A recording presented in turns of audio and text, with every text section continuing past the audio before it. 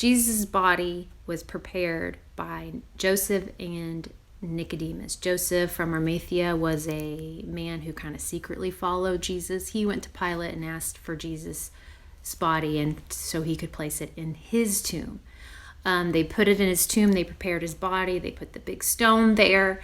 The soldiers were guarding it. The soldiers were requested by the Pharisees because they didn't want the body to be stolen by the disciples, to even make the prophecy come true that he will rise again. Some women are headed to the tomb after several days. They are bringing spices. They couldn't come earlier because it was the Sabbath. They're bringing spices, and once they get there, they see two men in dazzling white clothing, okay? And the men said, "Why are you looking in a tomb for someone who is alive? He isn't here. He has risen from the dead. Don't you remember what he told you back in Galilee, that the Son of Man must be betrayed by the hands of sinful men and be crucified, and that he would rise again the third day?" Okay, so the women run and go and tell all the disciples. They kind of are like, "What, really?" Peter and John book it and head to the tomb because they want to see for themselves. They see an empty tomb, okay?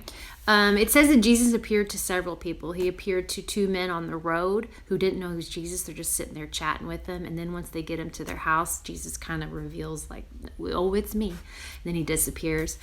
Jesus comes into a locked room with the disciples, and he shows himself there. "Peace be with you." And he says, "Peace be with you, as the Father has sent me, so I send you." And they tell him to receive the Holy Spirit. And he just kind of gives them their work, their mission.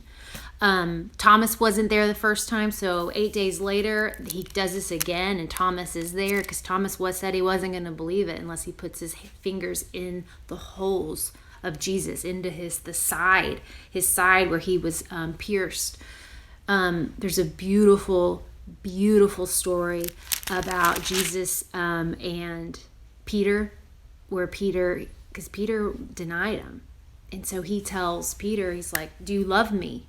And Peter's like, "Yeah." And he's like, "Well, then feed my lambs." And 3 times he goes, "Do you love me? Then feed my sheep." And pretty much Jesus tells Peter that he has what his mission is. And it is to just go preach, even though he's going to suffer a cruel death, just like Jesus did. He's alive. He's alive.